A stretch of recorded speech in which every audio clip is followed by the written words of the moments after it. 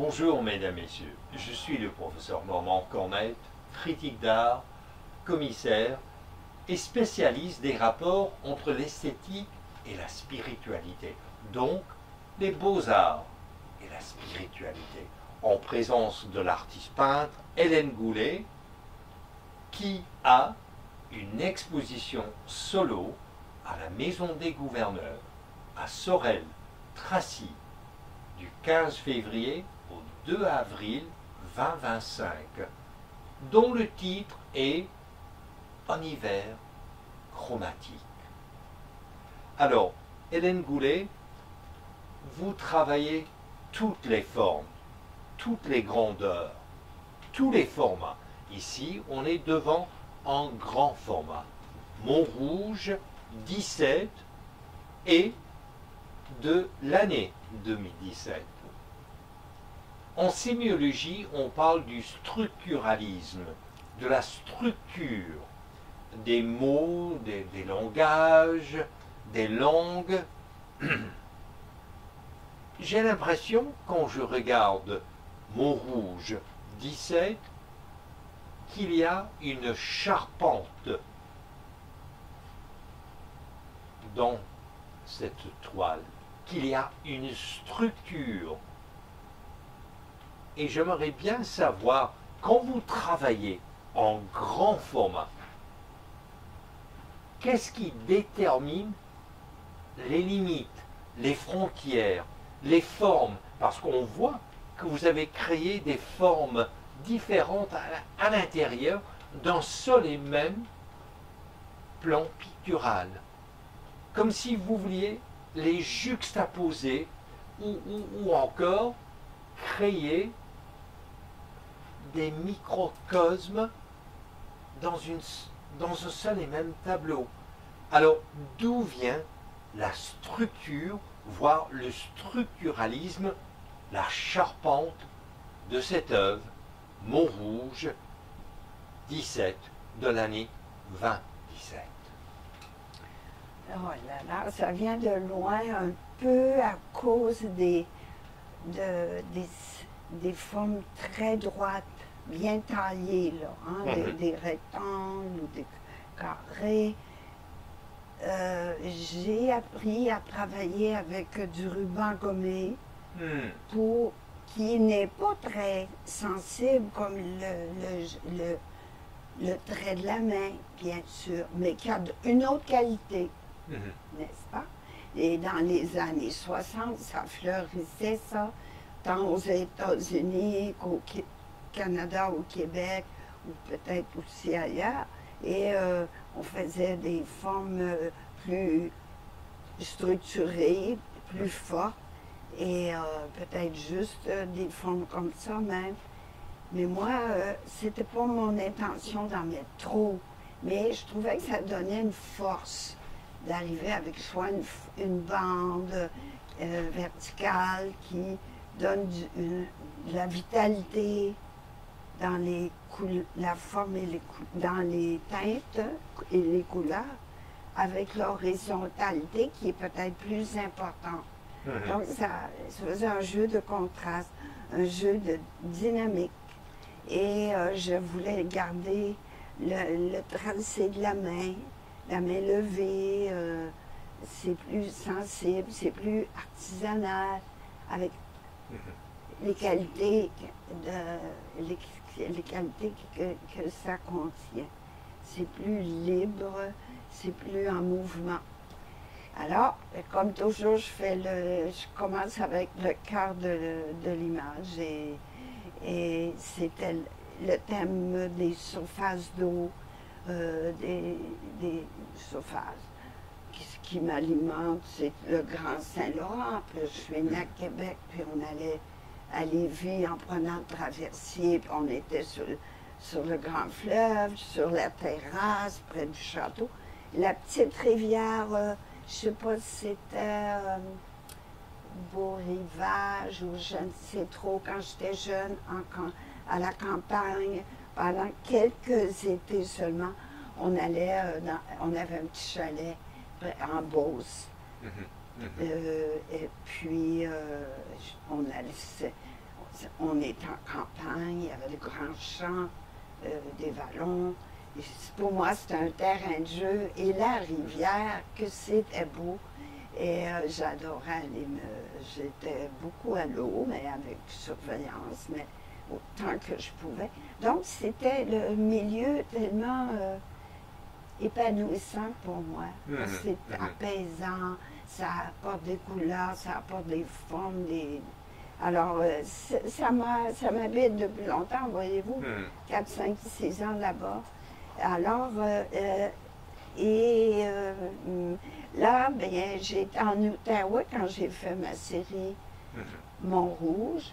Et c'est pour revenir à la structure. Ici, voyez-vous, il y a une bande, mais c'est presque identique les couleurs. Alors, c'est pas complètement séparé, c'est réuni. L'important, c'est qu'ils soient unis à l'ensemble, non pas qu'ils soient disparates, comme on dit. Il faut qu'ils parlent du même sujet, mais qui sont différents. Pourquoi? Parce que ça fait des jeux, comme vous disiez, vous parliez d'un microcosme, du même décor, où on met l'accent dans un lieu, on met l'accent dans l'autre. Et ça permet d'avoir des contrastes aussi. Ça s'arrête. Je ne sais pas. C'est difficile d'expliquer pourquoi j'aimais ces plans-là. Ces plans, ces différentes surfaces. Tout à, voilà. Donc, mais l'important, par-dessus tout ça, il y a la calligraphie, là. Ici, je trouve qu'il y a beaucoup de vagues, le noir, mais un accent fort sur le jeu de l'eau, plus que tout, là. Et puis, alors, à côté, c'est plus apaisé. Il y a un oiseau, comment vous disiez, un goéland, qui est toujours près de la mer. Puis les traits, les reflets de l'eau, c'est moins, ça bouge moins au bas, mais ça laisse la place au premier acteur, où ça laisse la place à la... en théâtre, là, il y a des premiers rôles, hein, puis il y a d'autres seconds. Alors, les seconds rôles accompagnent joyeusement ou joliment. Alors, lui, le premier rôle, c'est là. Ça donne de la force, de l'élan. Et puis, il y a les montagnes avec leurs reflets, leur force avec ces couleurs. La lumière qui vient dessus, comme du temps du coucher du soleil, mais ça peut faire référence. Le ciel est plus calme aussi. Donc, une amie disait, tes couleurs structurent l'image, mais aussi il y a la charpente, comme vous dites. Donc, les deux à tour de rôle. Et dans le cas de cette toile, Montrouge 17, il y a, me semble-t-il, des microcosmes, mais également le macrocosme, de sorte que vous créez ainsi, à mon avis, une dialectique, une tension dynamique entre le micro et le macro pour atteindre une synthèse qui regroupe, qui réconcilie tout cela. Et j'ai l'impression que vous tendez vers cette réconciliation, réconcilier les microcosmes que vous avez créés avec le macrocosme, de sorte que vous voulez vous insister sur une vue d'ensemble sans oublier ce qui est particulier, ce qui est spécifique. Ben, vous faites une bonne lecture, cet arrêt sur ces éléments qui sont constitutifs là, de l'eau et des couleurs qui sont projetées. et de cette immensité, si on peut dire, relative, mais du ciel, il est un petit peu, peut-être il n'est pas aussi coloré, mais l'accent est mis plutôt. Il faut des contrastes. Comme je vous disais l'autre jour, il faut de l'impact.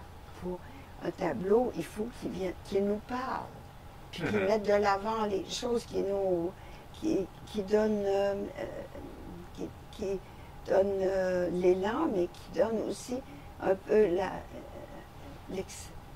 qui nous, comment dire, cet impact qui nous guide là, dans l'analyse, dans la lecture plutôt du tableau. Finalement, c'est très noir et de l'eau là qui est forte à mes yeux là, puis qui se promène. Puis un autre moment qui est plus apaisé, ça devient des contrastes, mais ça donne la pleine mesure peut-être. En tout cas, une certaine mesure de mouvement et d'apaisement, mais de couleur quand même, qui permet sa présence, permet elle n'est pas négligeable, avec les rouges qui sont très en feu, là. Même un critique voyait comme un nageur aussi. Chacun y trouve un espace qui le rejoint. Quand on a fini de peindre, puis qu'on le montre, le visiteur, l'amateur s'en approprie, s'amuse ou se laisse guider dans ces méandres-là. Et là, ici, ces lumières qui sortent, c'est beau, ça. C'est libre, hein? C'est pas la réalité exacte, mais c'est la fantaisie de l'artiste. En philosophie, on parle de l'universel et du particulier. Or, dans ce tableau, Montrouge 17, j'ai l'impression qu'il y a là autant de particularisme, mais qui se rejoint dans l'universel de votre vision, beaucoup plus large. Alors, Hélène Goulet, merci, et mesdames, messieurs, on vous invite à découvrir son exposition solo, Un hiver chromatique, à la Maison des Gouverneurs, à Sorel-Tracy, du 15 février au 2 avril 2025. Je suis le professeur Normand Cornette, critique d'art, commissaire et spécialiste des rapports entre l'esthétique et la spiritualité. Et vous êtes à l'écoute de Radio Infocité.